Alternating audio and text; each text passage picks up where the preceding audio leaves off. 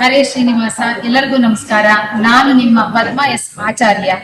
ದಾಸನಮನ ಅನ್ನುವಂತಹ ಒಂದು ಹಿರಿದಾದ ಮೊಟ್ಟ ಮೊದಲ ಫೇಸ್ಬುಕ್ ಸಮೂಹದ ಅಡ್ಮಿನ್ ಆಗಿ ಕೆಲಸ ಮಾಡ್ತಾ ಇದ್ವಿ. ಹಾಗೆಯೇ ದಾಸ ವಿಜಯ ಸಮ್ಮೇಳನ ಅನ್ನುವಂತಹ ದಾಸ ಸಾಹಿತ್ಯದ ಸಮೂಹದ ಸಂಸ್ಥಾಪಕಿಯಾಗಿ ಇದ್ದೀನಿ. ನಿಮ್ಗೆಲ್ಲರಿಗೂ ಚಿರಪರಿಚಿತೆ.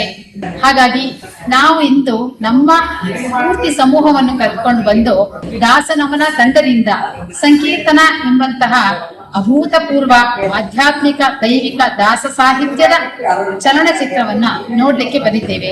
ಈಗಾಗಲೇ ನಾನು ಮೊದಲು ಒಂದ್ಸಾರಿ ನೋಡಿದ್ದೆ, ತುಂಬಾ ಖುಷಿಯಾಗಿತ್ತು. ಇವತ್ತು ಕೂಡ ಎಲ್ಲರ ಜೊತೆ ಮತ್ತೆ ನೋಡಿದ್ದು ಬಹಳ ಖುಷಿ ಆಗ್ತಿದೆ. ಏಕೆಂದ್ರೆ ಇದು ಒಂದು ಸರಿ ಅಲ್ಲ, 4 ಬಾರಿ ನೋಡಿದ್ರು ಕೂಡ ಇದರಲ್ಲಿ ಅರ್ಥ ಮಾಡ್ಕೊಳ್ಳುವಂಥದ್ದು ತುಂಬಾ ಇದೆ. ಏಕೆಂದ್ರೆ ಕರ್ನಾಟಕದ ಮುಖ್ಯವಾದಂತಹ ಹರಿದಾಸರು ಎಲ್ಲರನ್ನೂ ಕೂಡ ಇದರಲ್ಲಿ ಒಳಗೊಂಡಂತಹ ಚಿತ್ರ, ಅವರ ಒಂದು ಮಹಿಮೆಗಳು, ಚರಿತ್ರೆ, ಜೀವನ ಚರಿತ್ರೆ, ಅವರು ಓಡಾಡಿದಂತಹ ಕ್ಷೇತ್ರಗಳು, ಅವರು ಎಲ್ಲೆಲ್ಲಿ ಒಟ್ಟಾಗಿ ಸೇರಿದ್ರು. ಮತ್ತೆ ಇನ್ನೊಂದೇನು ಅಂದ್ರೆ ಸಂಕೀರ್ತನ, ಅಂದ್ರೆ ಹರಿದಾಸರ ಸಂಕೀರ್ತನ ಅಂತ ತುಂಬಾ ಹಾಡುಗಳಂತೂ ಬಹಳ ಅದ್ಭುತವಾಗಿದೆ. ಹಾಗಾಗಿ ಎಲ್ಲರೂ ಕೂಡ ಚಲನಚಿತ್ರ ಮಂದಿರಕ್ಕೆ ಬಂದು ನೋಡುವಂತಹ ಒಂದು ಖುಷಿಯೇ ಬೇರೆ ಅನ್ಬೋದು. ಯಾಕೆಂದ್ರೆ ನಾಳೆ ಟಿವಿ ಬರುತ್ತೆ, ಯೂಟ್ಯೂಬ್ ನಲ್ಲಿ ಬರುತ್ತೆ ಅಂದ್ರೆ ನಿಜವಾಗ್ಲೂ ನಾ ಹೇಳ್ತೀನಿ, ವೈಯಕ್ತಿಕವಾಗಿ ಹೇಳ್ತೀನಿ, ಆ ಎಫೆಕ್ಟು ಈ ಎಫೆಕ್ಟ್ ಕೊಡಲ್ಲ. ಖಂಡಿತ ಈ ಚಲನಚಿತ್ರ ಮಂದಿರಕ್ಕೆ ಬಂದು ನೋಡಿದ್ರೆ ತುಂಬಾ ಒಂದು ಆನಂದ ಆಗುತ್ತೆ. ಆ ಒಂದು ಖುಷಿ, ಆ ದೈವಿಕ ಅಂಶ ಇದರಲ್ಲಿ ನಮಗೆ ಕಾಣಿಸುತ್ತೆ ಅಂತ ಹೇಳ್ಬೋದು. ಹಾಗಾಗಿ ಬೆಂಗಳೂರಿನ ಸಿರ್ಸಿ ಸರ್ಕಲ್ ನ ಗೋಪಾಲನ್ ಮಾಲ್ ನಲ್ಲಿ ನಡೆದಿರುವಂತಹ ಈ ಚಿತ್ರಕ್ಕೆ ನಾವು ಇವತ್ತು ನೋಡಿದೀವಿ. ಗುರುವಾರದವರೆಗೂ ಇಲ್ಲಿರುತ್ತೆ. ನೀವೆಲ್ಲರೂ ಕೂಡ ದಾಸ ಬಂಧುಗಳು ಇದನ್ನ ಇದೇ ರೀತಿಯಾಗಿ ಮುಂದುವರ್ಸ್ಕೊಂಡು ಹೋದ್ರೆ ಇನ್ನೂ 4 ವಾರ ನಡೆಯೋದ್ರಲ್ಲಿ ಯಾವುದೇ ಸಂಶಯವಿಲ್ಲ.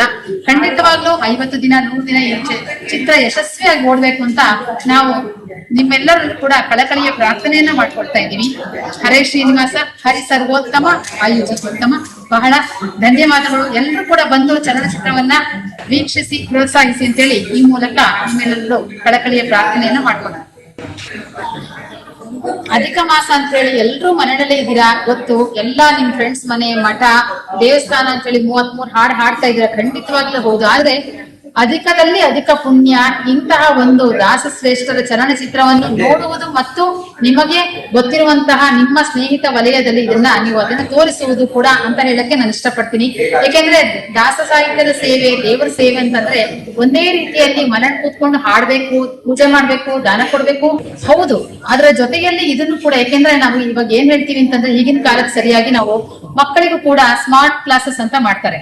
ಏಕೆಂದ್ರೆ ಬರೀ ಪುಸ್ತಕದಲ್ಲಿ ಓದಿದ್ರೆ ಬರೆದ್ರೆ ಮಾತ್ರ ತಲೆನಲ್ಲಿ ಇರೋಲ್ಲ, ಕಣ್ಣಲ್ಲಿ ನೋಡಿದ್ರೆ ಅದು ನಮ್ಗೆ ನಾವು ಜೀವನದಲ್ಲಿ ಇರುವಂತಹ ಅಷ್ಟು ದಿನ ಕೂಡ ನಮ್ಮಲ್ಲಿ ಅಚ್ಚಳಿದರೆ ಉಳಿಯುತ್ತೆ ಅಂತ ಹೇಳ್ತೀವಿ. ಹಾಗಾಗಿ ಈಗ ನಾವು ಆ ಒಂದು 16ನೇ ಶತಮಾನದಲ್ಲಿ ಇದ್ದಂತಹ ವಾದಿರಾಜರು, ವ್ಯಾಸರಾಜರು, ಶ್ರೀಪಾದರಾಜರು, ವೈಕುಂಠದಾಸರು, ಪುರಂದರದಾಸರು, ಕನಕದಾಸರು, ಮತ್ತೆ ಇವರು ಕುಮಾರವ್ಯಾಸ, ಹೀಗೆಲ್ಲ ಅವ್ರನ್ನೆಲ್ಲ ನಾವು ನೋಡಿಲ್ಲ. ಆದ್ರೆ ಈ ಒಂದು ಅವ್ರು ಹೇಗಿದ್ರು, ಅವರ ಒಂದು ವಸ್ತ್ರ ವಿನ್ಯಾಸ ಹೇಗಿತ್ತು, ವೇಷಭೂಷಣ ಹೇಗಿತ್ತು, ಅವರ ಕೀರ್ತನೆಗಳು ಹೇಗಿತ್ತು, ಅವ್ರು ಎಷ್ಟು ಭಕ್ತಿಪೂರ್ವಕವಾಗಿ ಕೃಷ್ಣನ ಧ್ಯಾನ ಮಾಡ್ತಾ ಇದ್ರು, ಕೃಷ್ಣ ಹೇಗೆ ಅವರಿಗೆ ಸುಪ್ರಸನ್ನನಾಗಿ ದರ್ಶನ ಕೊಟ್ಟು ಹೇಗೆ ಅವ್ರನ್ನ ಅಪರೋಕ್ಷ ಜ್ಞಾನದಲ್ಲಿ ಬೆಳೆಸ್ತಾ ಅಂತ ಹೇಳಿ ಅಲ್ಲಿ ನಮ್ಗೆ ಕಾಣಸಿಗುತ್ತೆ. ಇದನ್ನ ನಾವು ನೋಡಿದ್ರೆ ಇಂದಿನ ಒಂದು ಕಲಿಯುಗದಲ್ಲೂ, ಇಂದಿನ ಕಾಲದಲ್ಲೂ ಕೂಡ ನಾವು ಇದೇ ದಾಸ ಸಾಹಿತ್ಯವನ್ನ ಅಭಿವೃದ್ಧಿ ಮಾಡ್ಲಿಕ್ಕೆ ಇದು ಒಂದು ನಮ್ಗೆ ಸೋಪಾನ, ಅಡಿಪಾಯ ಅಂತ ಹೇಳಕ್ಕೆ ನಮ್ಗೆ ಇಷ್ಟಪಡ್ತೀನಿ. ಹಾಗಾಗಿ ಎಲ್ಲರೂ ಕೂಡ ಅಧಿಕ ಮಾಸದಲ್ಲಿ ಕೂಡ ಅಧಿಕ ಪುಣ್ಯ ಸಂಪಾದನೆಗೋಸ್ಕರ ಈ ಒಂದು ಚಲನಚಿತ್ರಕ್ಕೆ ಬಂದು ವಿಶೇಷವಾಗಿ ಇದನ್ನ ದರ್ಶನ ಮಾಡ್ಕೊಂಡು ಹೋಗಿ ಅಂತ ಹೇಳಕ್ಕೆ